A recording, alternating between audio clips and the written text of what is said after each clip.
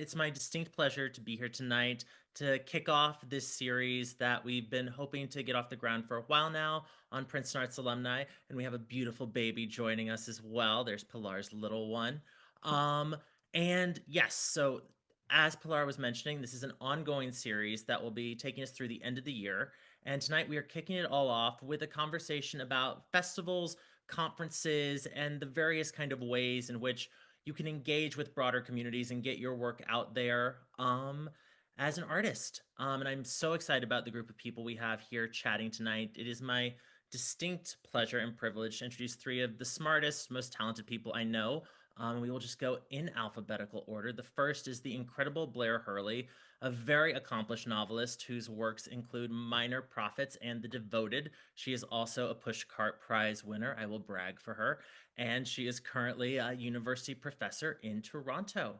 Next on our docket, we have the phenomenal Gregory Nussin, who, in addition to his many theater and film successes, including his recent show, Kifwith, I think I did my best to pronounce that collection of consonants, which just won just a tractor load of awards at the Hollywood Fringe. Greg has also just started his tenure as the lead critic at Screen Rant, after some tenure at Deadline and some other fantastic publications. And last, but of course not least, we have the incredible Ryan Osmankowski, who is a brilliant and talented immersive events genius. And he is crafting work that's gone up in LA, upcoming things in Poland. And he also, which we're going to be chatting about tonight, spent some time working at Art Basel doing an incredibly exciting immersive visual art piece with the artist Jewel. So without further ado, our kind of structure for the evening is we're going to kind of break it into three parts before we take some questions from the audience, which I'm kind of affectionately referring to as the love portion, the learn portion, and the lookout portion. So we will start by saying kind of our initial experiences at festivals we've gone to, what we loved about it, what those first experiences were like before pivoting into the things we learned out of that. And then as our panelists can advise, the things that you should all look out for as you yourself, our wonderful guest, start sending your own work out into the world. So, without further ado, I'd love to just really quickly give each of them a chance to say hi, and we'll just start by also answering your favorite festival or conference that you've been to, and I will let Blair kick it off. Great. Thank you so much, Level. Thanks for inviting me. I'm delighted to be here and to talk about all the different forms of writing, festivals, conferences, workshops, and residencies, all of which you can attend and that I have attended as a writer. Just for now, I would say my favorite, oh, that's tough. I just got back from Chicago's Printers Row Lit Fest, which was just last weekend. And I had the best time. Chicago is a great town, but it's just a great literary community as well. So it was just thrilling to go to that. I was leading a panel there. And the fun thing about when you start organizing panels, as you know, Level, is that you get to sort of talk with your friends and pull together writers who you admire. And it's just sort of a chance to have reunions and also to meet new writers as well. So that was a great one. I loved it. Love it. Greg, what about you? Yeah, gosh, I've presented at papers at panels and performed in festivals, so I've sort of run the gamut of different types of places to be at, I guess. But um I directed my partner's solo show in 2022 at the Edinburgh Fringe, which is just a really magical place and event, month-long event, and also Edinburgh puts all of their festivals and conferences in the month of August. So it's not just that the performance festival is happening, but there's also a book festival and the Edinburgh Film Festival. And so it's a really special place to be in August, and also just a gorgeous city. So yeah. Totally.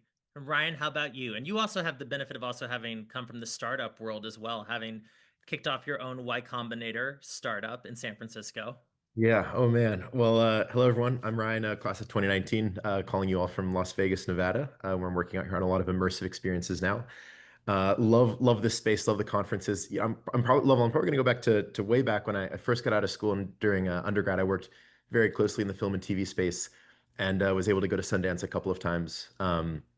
that combination of peers and friends that you're having a great time with, amazing art, sort of the forefront of what's going on in the film world at the time, but also just amazing professional networking. The number of alums that helped me out when we went there, whether it was at a studio or letting us, stay in their house as little 20-year-olds, putting us up there while we were out there as undergrads was an amazing time, and that one really has stuck with me.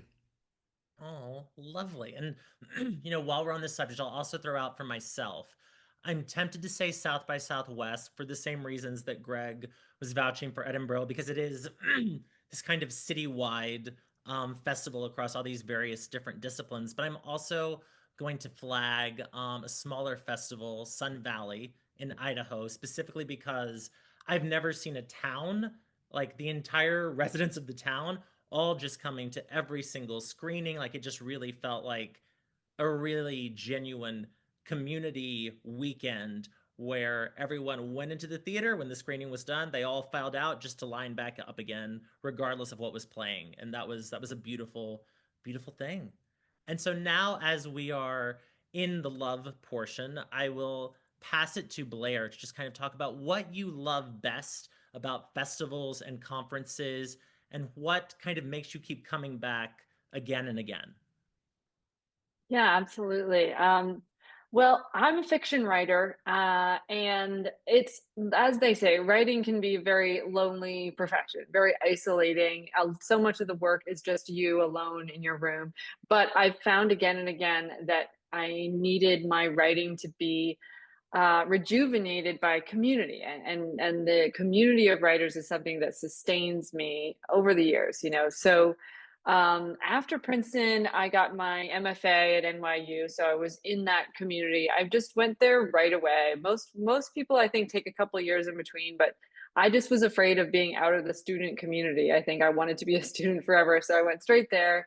That was great. And then I moved back to my hometown of Boston, and it was just sort of me and the novel I was working on. I felt so alone in my work without a workshop, without someone to give me feedback, So that's when I started going to workshops and conferences and things like that, and discovering that absolutely there's a way to keep your writing going. And most importantly, to meet colleagues, writers that are going to excite you, that you're going to exchange work with, that are going to continue to help you throughout the writing process and throughout your writing career. So I would say it's the community above all that I go for when I'm signing up for festivals and conferences.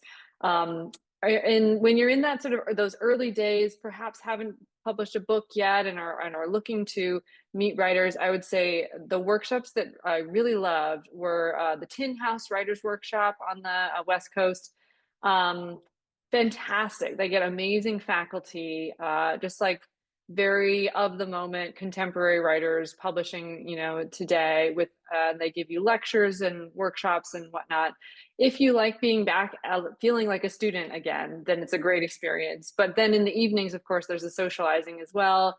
And I met writers there that I'm still in touch with, that we exchange work with. It's really fantastic. Then there are other sort of older, more historic writing conferences. Like the big one is Breadloaf, of course, and Breadloaf is a great one. I've been a couple times, and it definitely has an intimidation factor to it, because there's this sort of tiered acceptance rate in which you apply, and depending on your funding, you get different sort of levels of acceptance. And I think Breadloaf has been trying to kind of change its image in recent years about that, because they're so sort of stratified, and only certain parties were accessible to, depending on your tier of admission and things like that. And I think they're trying to open that up a little bit more. But it has, again, amazing faculty. So it's going to get you that sort of great teaching experience again. But along with that, I would say my best experiences have also been going to more of the open admission conferences. Like the big one is AWP, which happens every year in a different city. And that is a chance to just meet writers who are also curious, who are hungry, who are wanting to meet agents, who are sort of on the cusp, of publishing. I think that's a great time to attend conferences like that. And there's sort of two things that you're doing while you're there. You're meeting with agents, you're meeting or going to the panels and talks of writers that you really admire. And you're also meeting friends, future friends and colleagues, people who are at the same level as you, perhaps, who are still yet to publish, but about to. Um, so I would say each time I've gone to one of these, it just sort of it refreshes me. It gets me new ideas for what I should be doing for my writing career that year. I fill a notebook with ideas about things I should be, doing and people I should be reaching out to. And every time I've gone, it's definitely given me career opportunities as well. It's given me ideas about other festivals or lectures to attend. It's given me teaching contacts, things like that. So all of the adjunct teaching that I started out with, it was often through word of mouth or connection, finding someone that I'd met at a conference and then having that name and reconnecting with them later through email. Often it was about like cold emailing someone, but getting a reference from someone I'd met at a conference and so on. Absolutely, these conferences have been helpful for my teaching career, but also writing career stuff and just sort of spiritually as well. If you're feeling like you haven't had a win lately, or you're just not sure how to meet other writers in perhaps your area, it's a great chance to build that community. So, thanks to the conferences that I've attended, I would say I feel like I have writing friends from all over the world, and that I could reconnect with at any time. If we have work we want to exchange, there's that sort of growing network that can be maintained. So those would be my favorite things that I love about conferences. There is all sorts of fun to be had, great socializing, and so exciting when like maybe 2 years later you see in a bookstore the book of the person that you met then and you knew that they were working on it, and you see that, and that's a great time to just reach out to them again and say, I saw your book, congratulations. And it's just like a way to maintain and grow those relationships, I'd say. Oh my gosh, Blair, I think you just gave us like a how-to. That was wonderful. If I had been an early career novelist at Princeton right now, I would just be like, "Oh, great, I just got the how-to guide. Fantastic." Pivoting to kind of the theater side, and also because I know you have film experience as well, Greg, I'm so curious to hear what you have loved about both the kind of Fringe festival market, but also the film festival market, because you've moved through both in front of the camera, behind the camera, off stage, on stage. You were just saying you had directed your partner Hannah in a show at Edinburgh, and then your own solo show that she directed you in just had all this success at the Hollywood Fringe, and now is off to Australia. So please tell us what are some of your favorite things that you love about these circuits? Yeah, it's so much to echo from what Blair said. The film festival thing is I've been a programmer for a few different festivals, and Oh, don't the film worry, we're gonna festival. get to that in the lookout portion of the Oh, conversation. okay, great, great. Well, I just say that, like, I think festivals, in particular, at once upon a time at least, started as a marketplace and would be, it's lost that purpose a little bit, but it used to be this thing where producers and distributors would go to festivals and shop, for the thing that they wanted to buy and sell. And that still definitely happens, particularly at the larger festivals like Sundance and South by and definitely some foreign festivals. But it's still a marketplace of ideas. That's like the old cliche is like super true. And just like as an artist and a practitioner, it has festivals and conferences have been the places where I very much, like Blair said, get inspired by somebody else's ideas, by their work, understand, oh, okay, I can take that and use that for my own work and start a sort of dialogue in that way.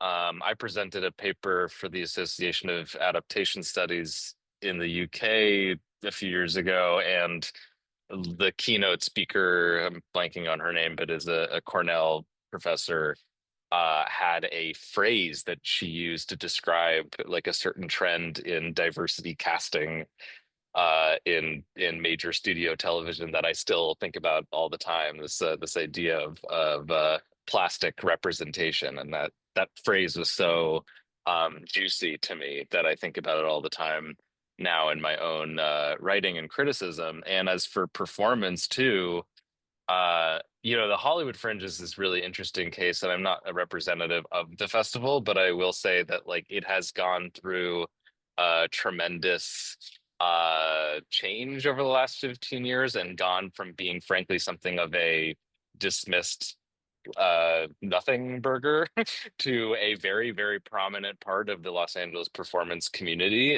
especially as the film community or film industry has gone through a lot of its own problems in the last few years.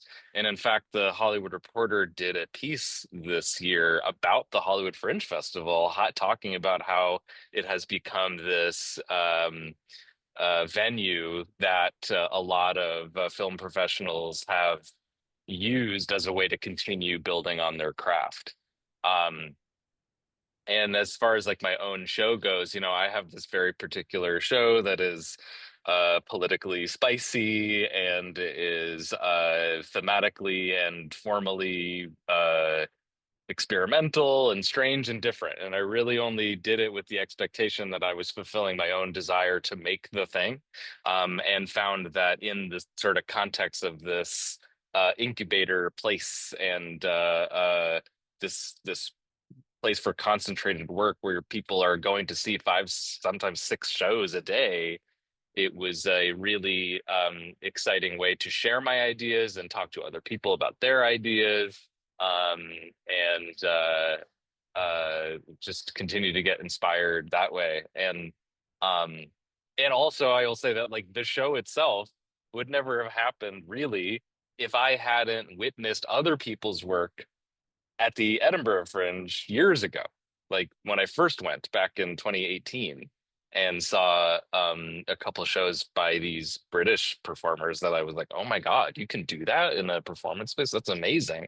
And what they were doing, like directly informed the way that I built my show. So it is very much this like continuous ecosystem, I think, of like creation, inspiration, recreation, re-inspiration, et cetera, et cetera. Yeah.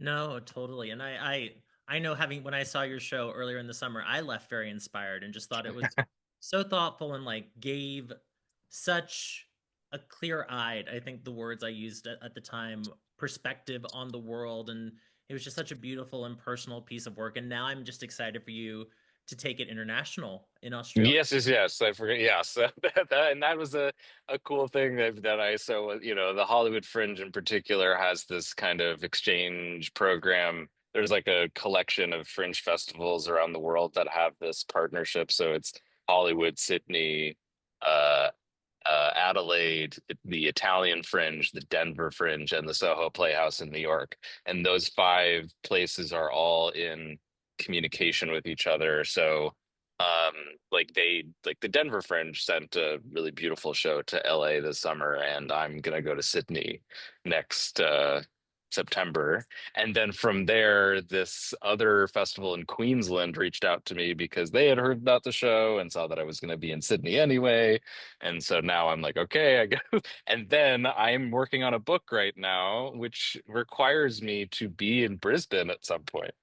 So the whole thing just feels like this bizarre kismet situation where I'm gonna do my show and then stay in Brisbane and do some research and start that whole journey. So No, this I is mean cool.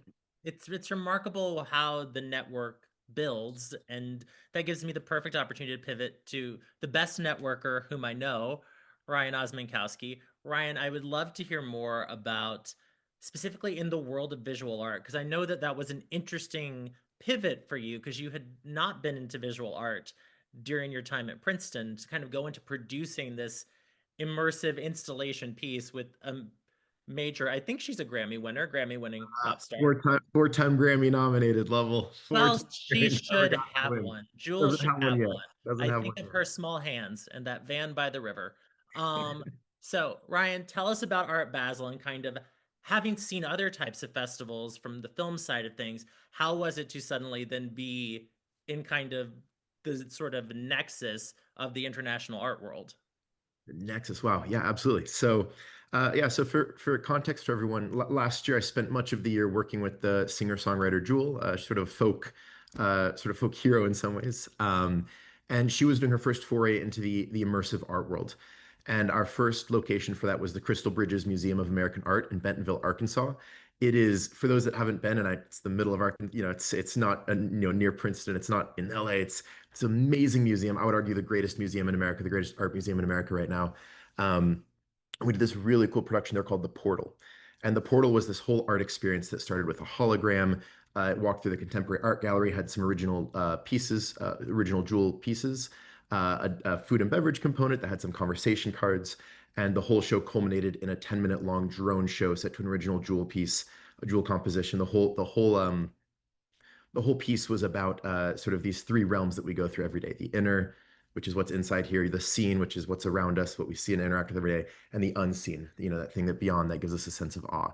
And how we're happiest when these three spheres of ours are in harmony, and how when our world starts to fall apart a little bit, it's when maybe these scenes aren't quite all together, right? Maybe your partner doesn't quite know what you're feeling inside. Maybe the job you do doesn't quite fulfill your higher purpose. So all of these elements tied together with that.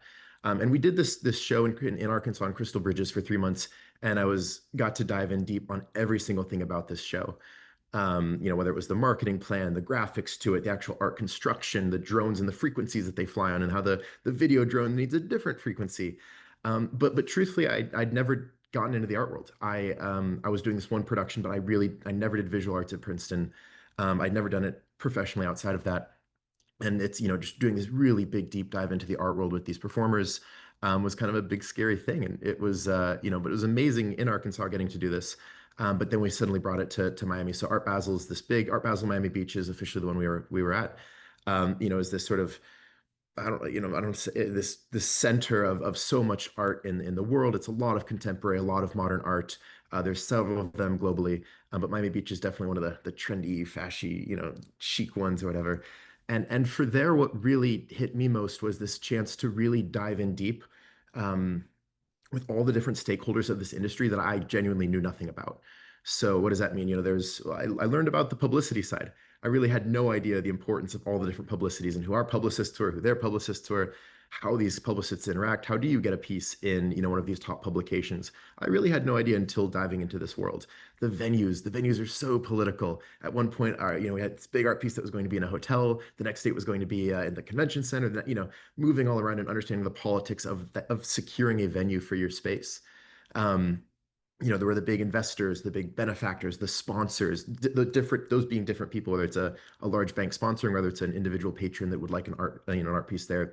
And so for me, getting to really deep dive into all these different sections, again, I knew generally how to create things, but really didn't have specific industry knowledge in the art world. So getting to go to this one space, spending a week there, really just elevated kind of what I knew about art. And still am not an art expert, still very far from it. Need to read a lot of textbooks to really lean into that, but definitely gave me confidence of the contemporary art scene and what's going on today.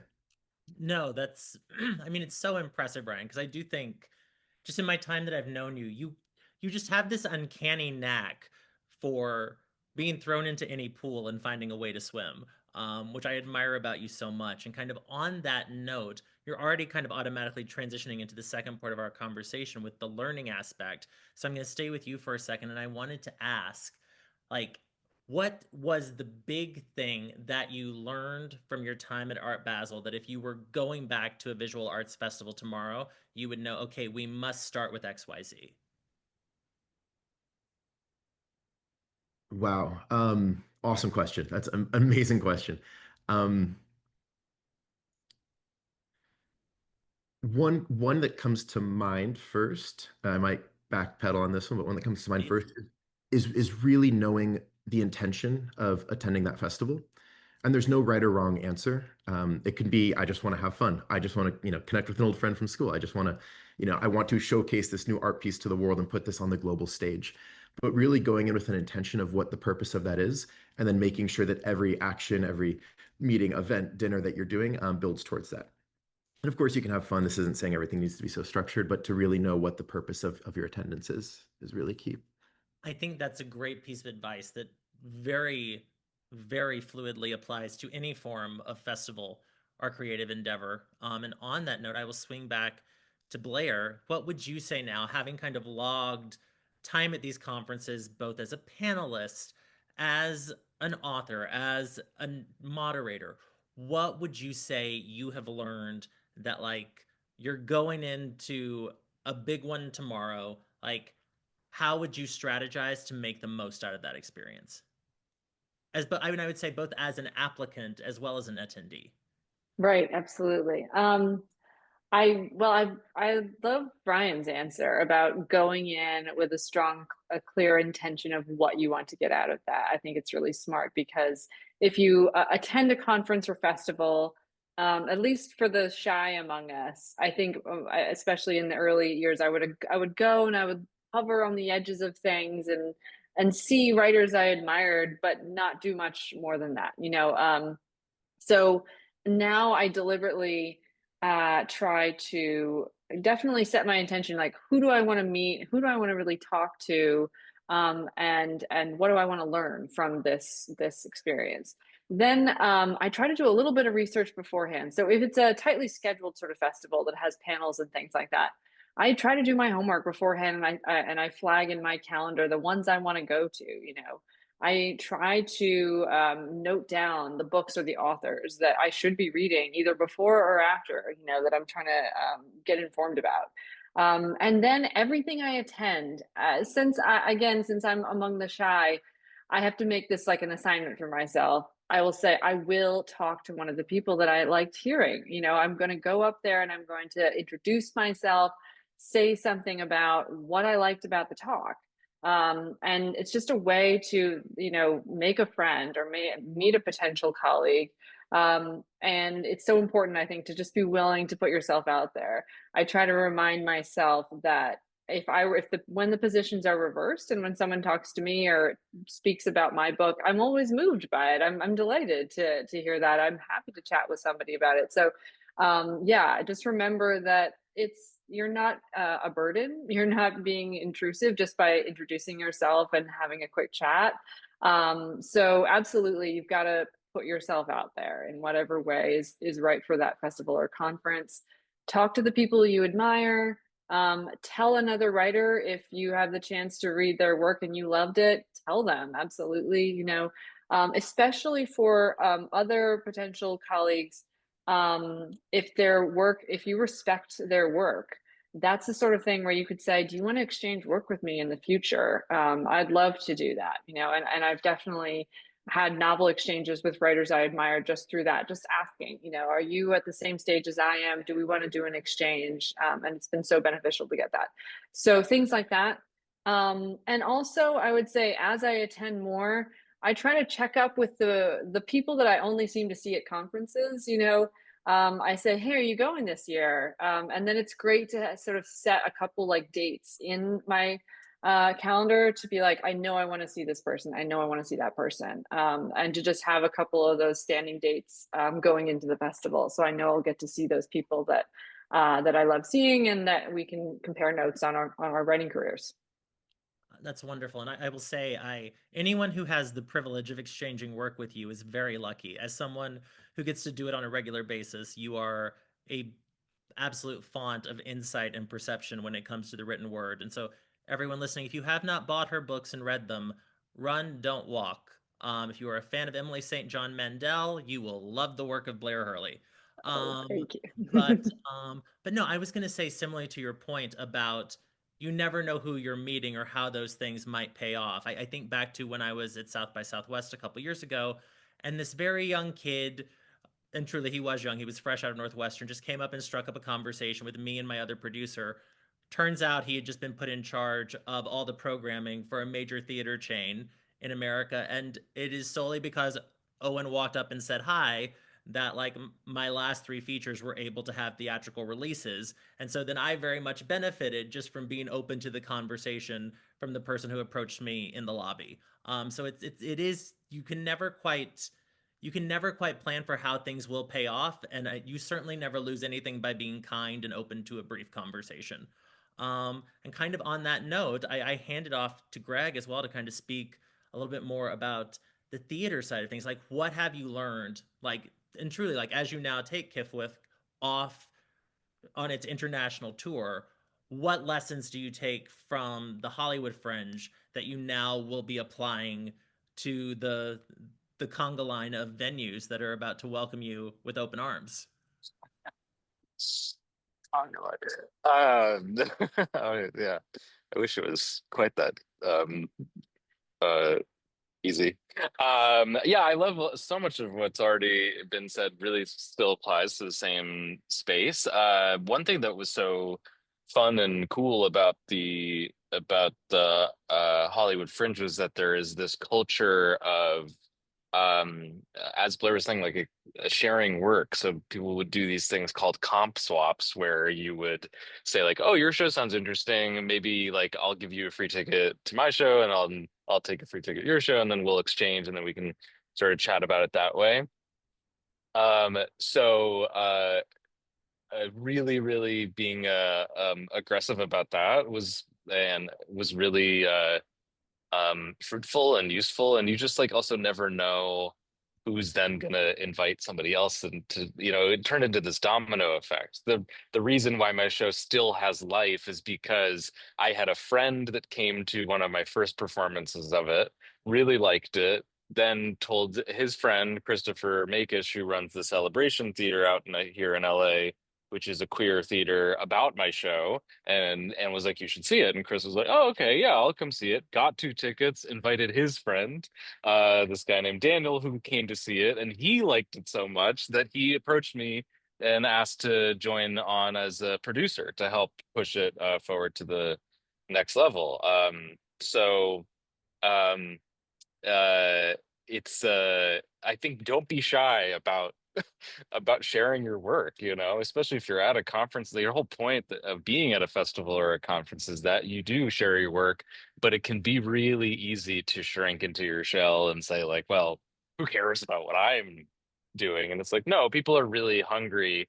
I think the other thing I would say is that people want to be reminded to be introduced to your work and to your writing and to whatever it is that you're doing. Um, I think we live in this kind of funny contradiction in the social media age where we are told simultaneously that we have to really visualize our success and be really outspoken about what it is that we want, but then we're also kind of shamed for doing it at the same time.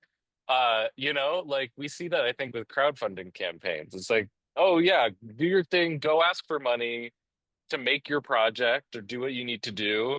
But then also I think we all feel this collective shame over having to do that. And I had a friend, I was sharing my own anxiety over this, and a friend of mine just said, you're not you're not begging for money. You are giving people the opportunity to engage with your work in a way that they might want to, which was such like a lovely way of reframing it in my head, and it just completely changed the way I approached so many things, not just like literally asking for money, but for approaching people, asking people to look at my writing, asking people to look at my book proposal. Level's been incredibly kind with that. Gonna be great. Asking Even the proposal is a great read. I got to tell you, very compelling. but like I think if people want to be there, people want to help, people want to support your work, and um so I try to ignore that part of my brain that wants to tell me to be ashamed of asking for things and asking for eyes and audience on my work. I also just want to say I really love what Blair said about like going like promising yourself that you're going to interact with somebody who you respond to.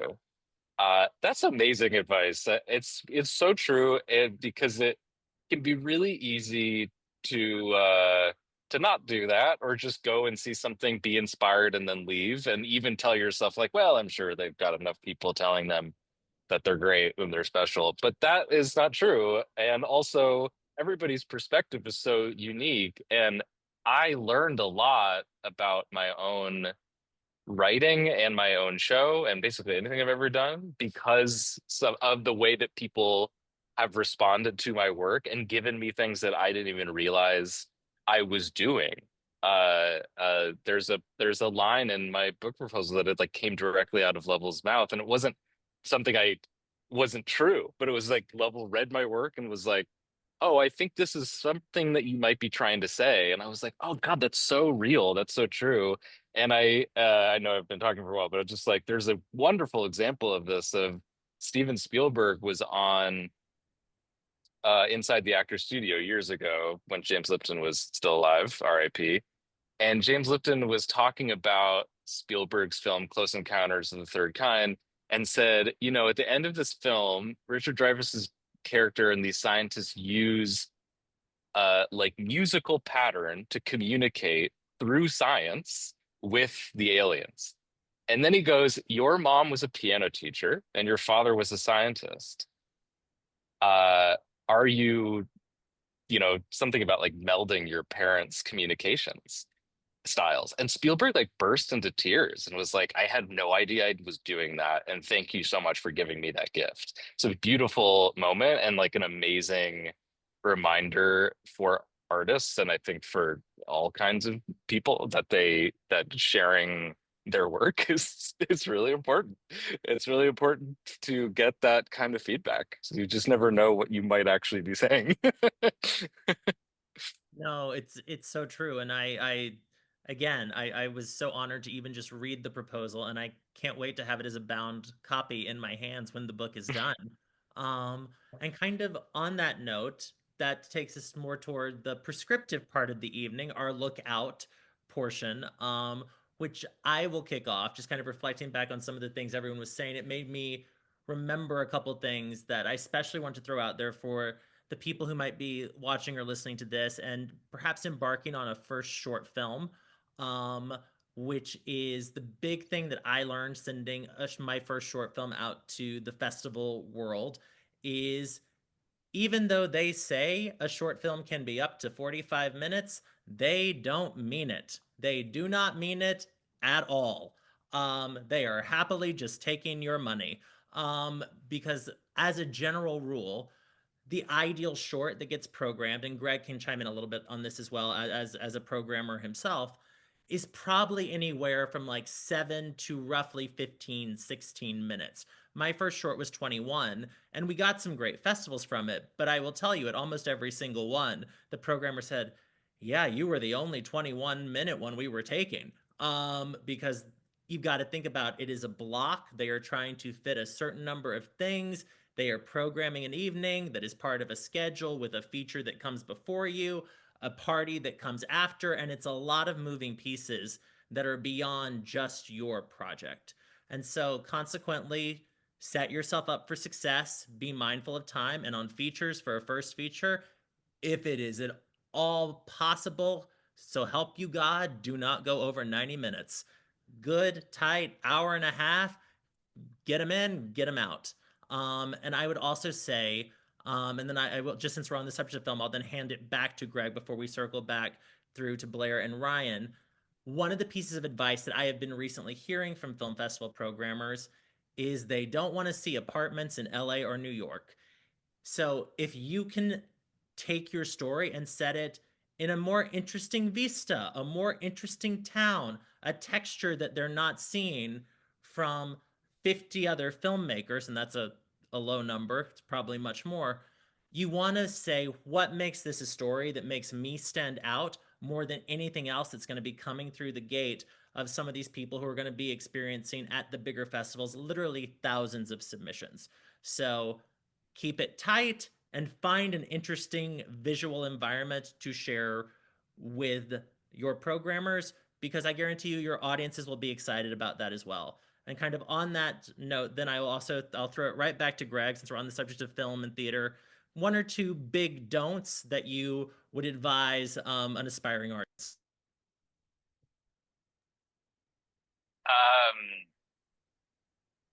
Um, for like festivals particularly, or just in Well, you know what, Dubby? We can make that an overarching thing because I think inevitably what would work at a festival or not work at a festival also probably works in life as well. Because I would also say a distributor probably does not want a 2.5 hour first feature from somebody either. sure, it's a tricky thing, right? Like you want to tell the story that you want to tell and tell it the right way. And sometimes the story needs to be 2.5 hours, or sometimes a book needs to be a billion pages.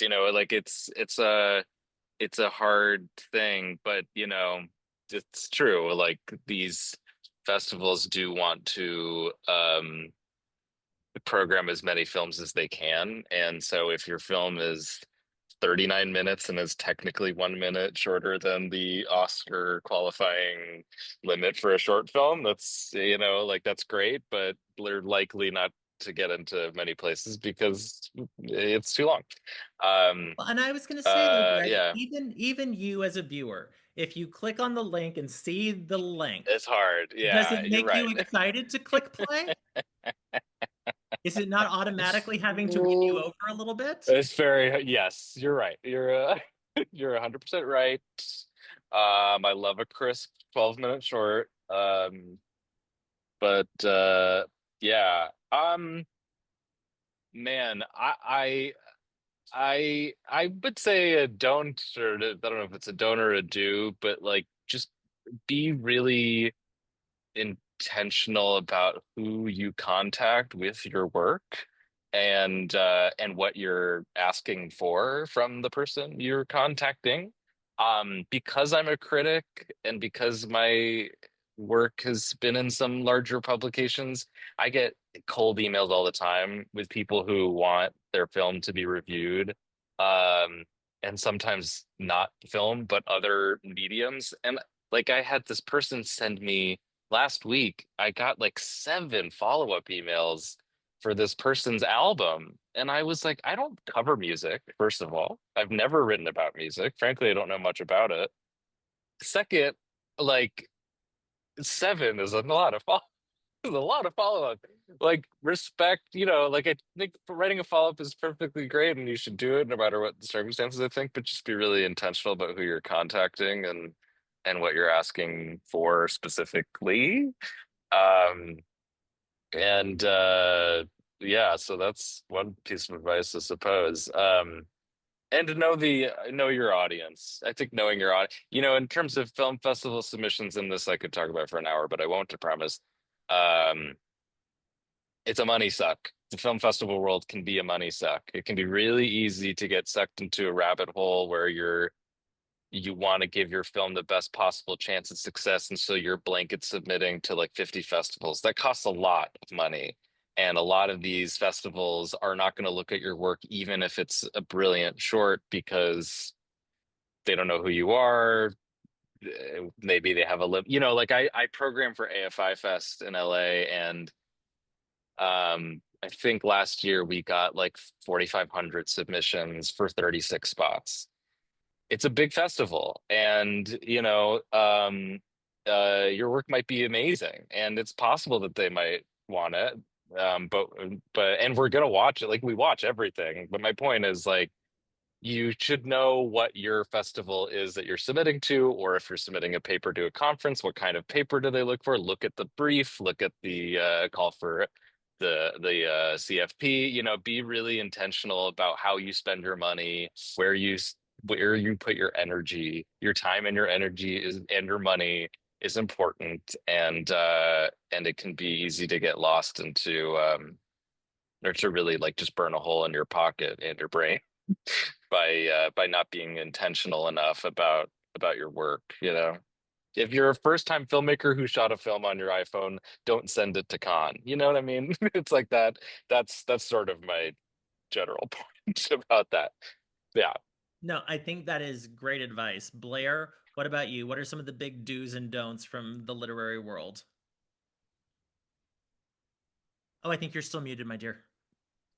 These are great. This is great advice, and there are definite parallels with writing as well. Like even if there's a page limit, it doesn't mean for say a conference application doesn't mean you should go right up to that limit. It's if you have a short story that is tight, that is 10 pages, and they're asking for 20, then send just 10 pages is great. That's awesome.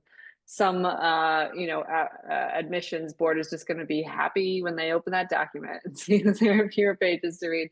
Um, I would say that, so two pieces of advice. One, when you're applying to things like conferences and workshops, It's really important. It's all right if the work is a little rough, or unfinished. I think the admissions are looking for a voice. They're looking for if you're trying interesting things and you're open to learning. You're attending in order to grow. So they're in that case, they're looking for you to establish your voice clearly and distinctively in the early pages. And it's all right if it's still rough around the edges.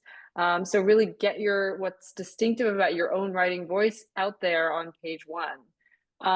In terms of, say, if you're submitting a panel for festivals, if you're starting to organize one, which is a great thing to do at, say, AWP or like at the Lit Fest I just went to, like Printers Row Lit Fest, I just cold emailed them mostly because I wanted to go to Chicago, and I thought I can do this. I can put together a panel because I used to live there and I love the food and I want to go back. So I think it's important. And of course, for very good reasons, I think lit festivals are looking for panels that display diversity in lots of different ways. So it doesn't just mean inviting four of your friends onto the panel. It means really stretching yourself to look for writers who will represent a diversity of background, of identity, of experience, seeing how they can bring together an interesting conversation.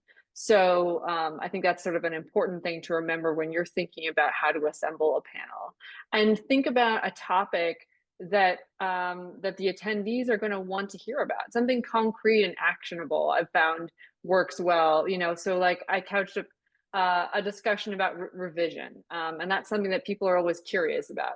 So be thinking about something that people really want to hear about, not just like a vague sense of what is writing, but something really concrete about it, and then get together people that will have interesting things to say about that. So yeah, value diversity in your choices and have a concrete plan, I would say, for what you're going to be talking about, and make that clear in your pitch.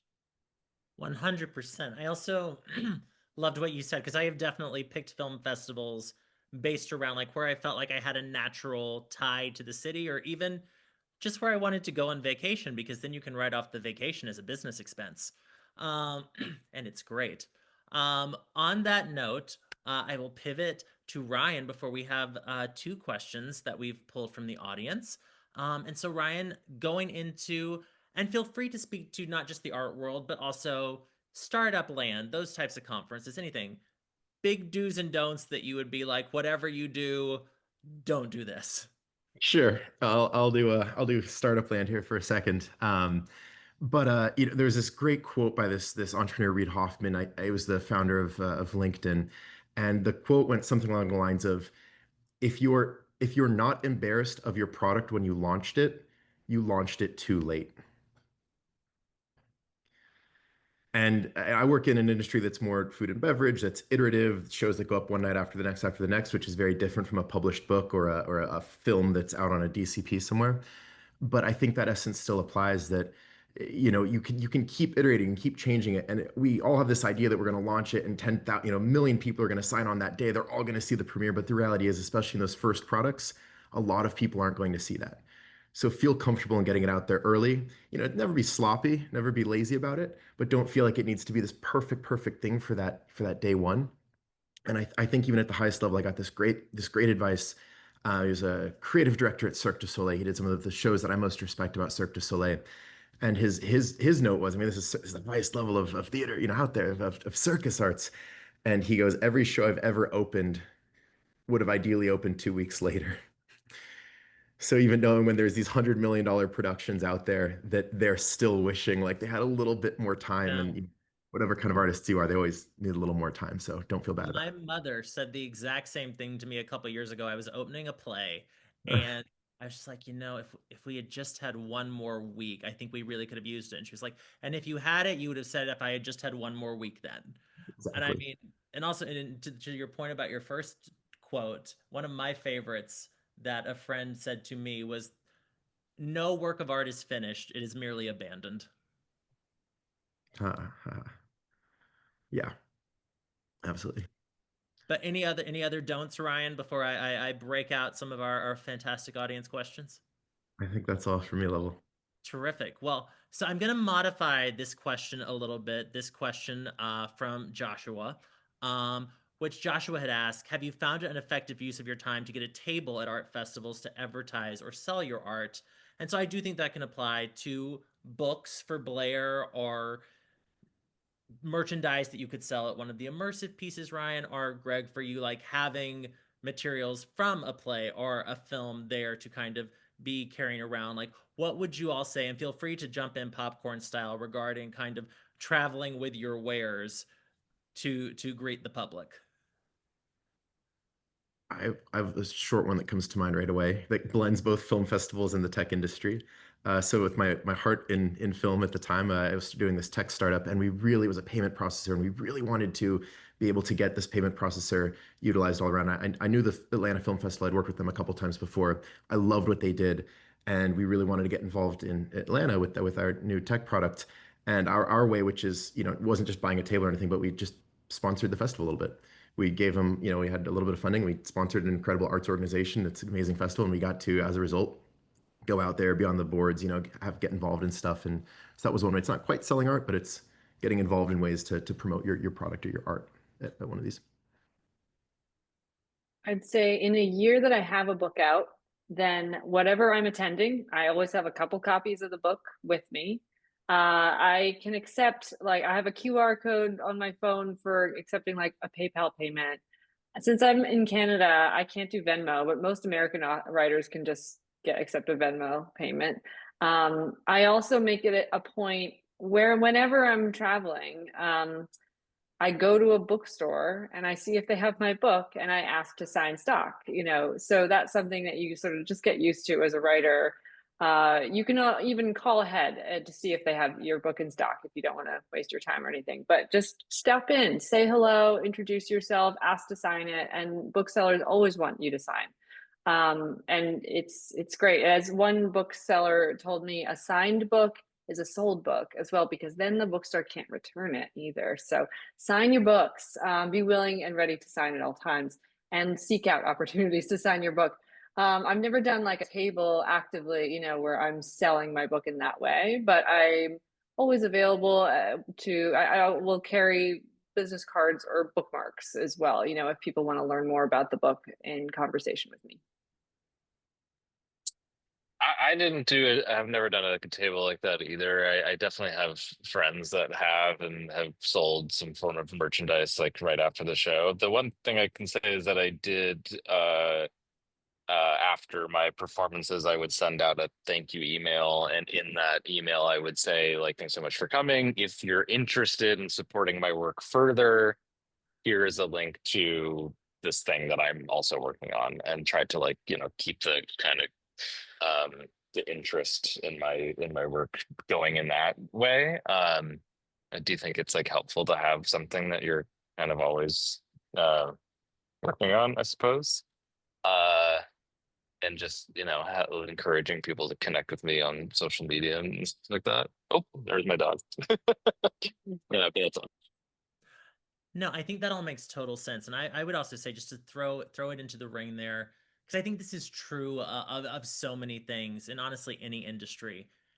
As long as your heart is in it, then it's worthwhile. So if you sincerely want to bring stuff and carry it along, and that makes you feel prepared and engaged, then great. I know for me, I like at a festival being able to move, having some fluidity, being loose, like being able to pivot on a dime. So I don't like bringing a lot of paraphernalia with me. Like if I really connect with somebody, we will exchange numbers or emails. Anything I want to send them, I can send them later.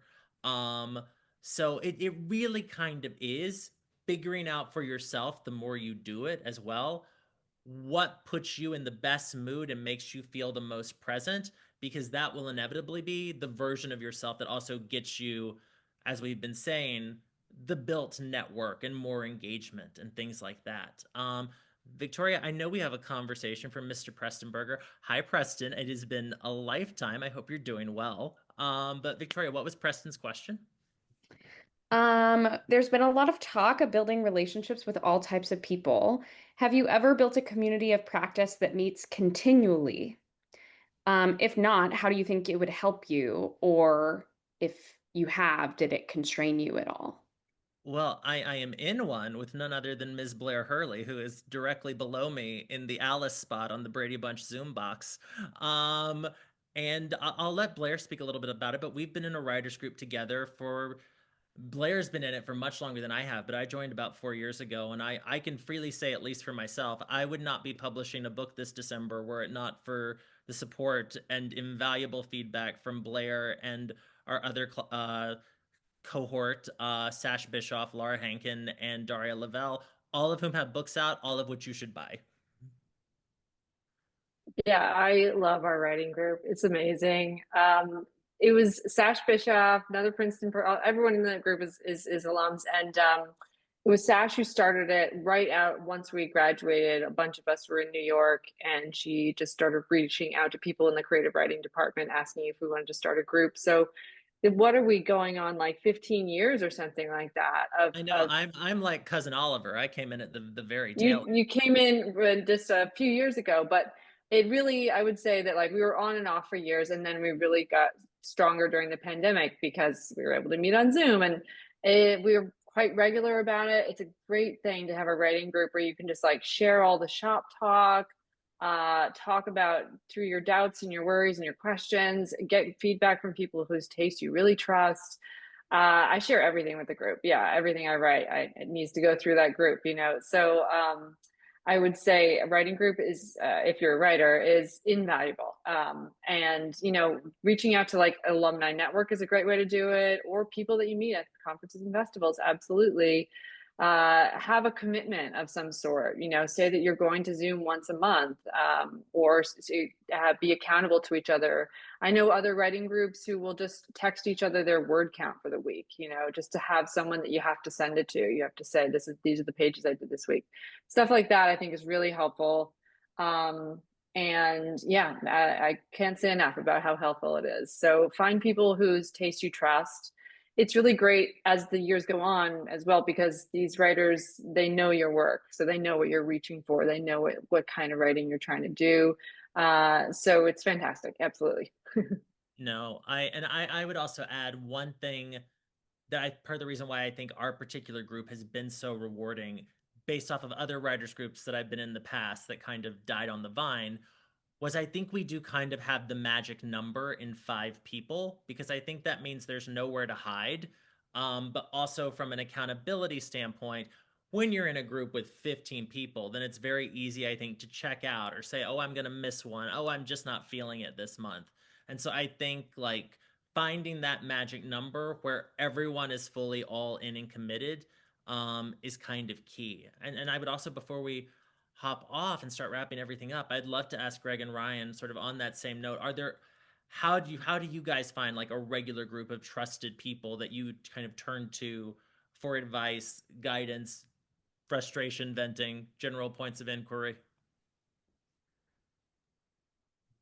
Yeah, great. All right, yeah, I can start. Well, level two of my closest confidants are two friends you know well from the undergrad days, Ben and Jordan. So I don't know who on this call is still an undergrad, but some of my closest friends as undergrads, we are in wildly different industries, all three of us. But two of the first people I call for creative advice, life advice. Um, and I think knowing who you trust for certain things, the person that might be really good for business advice might not be your person for story advice. The person who might really be able to talk to, art or the visuals of it might be not be your same person that's teaching you, fabrication techniques or where you can get something fabricated. So knowing that, there's a lot of different inputs that can come your way. Um, and I think one, just as we're talking about the festivals and introversion, extroversion, how you talk to people, something I was thinking about earlier was one of these things with these festivals is oftentimes you can get in these maybe 100-person festivals or 200-person festivals where it's the same events throughout an entire week. So it doesn't feel like you have to have one moment with them or one very professional coffee with them, but you can see them at the cocktail hour this night. You can see their talk this day. You can see their, connect at the big after party on that final day. And you can really build these genuine relationships over that week that you often can't get if it's just a quick coffee or a quick Zoom, where it needs to be so, on the nose professional or very, very practical. And those for me, at least coming out of a lot of these festivals, have been the relationships that I've really cherished were the ones that I, progressed throughout a week. We really respected each other and we've stayed in touch very closely since then. So, Yeah, I think you know, I being really intentional with the type of feedback that you want to get is really important, especially if you're early on in the process of creation. And you know, the wrong piece of feedback at the wrong time can really kill a project if you're not careful. I am really inspired by Liz Lerman, was a choreographer and dancer and performer, and had a very specific format of soliciting feedback when in a group setting, which I brought to my teaching. So I'll have students like when we share a piece, let's say you're sharing a piece of writing, it's uh, uh, the first level is that people can offer non-valued observations of just like, I noticed you did this. I noticed that this was happening here, and sort of just like mirroring back to the artist what they've done. And then the second phase is that the artists can ask questions to the group that they're at. So like, hey, when I did this, did it make sense to you? Did this piece make sense? Did this sentence make sense?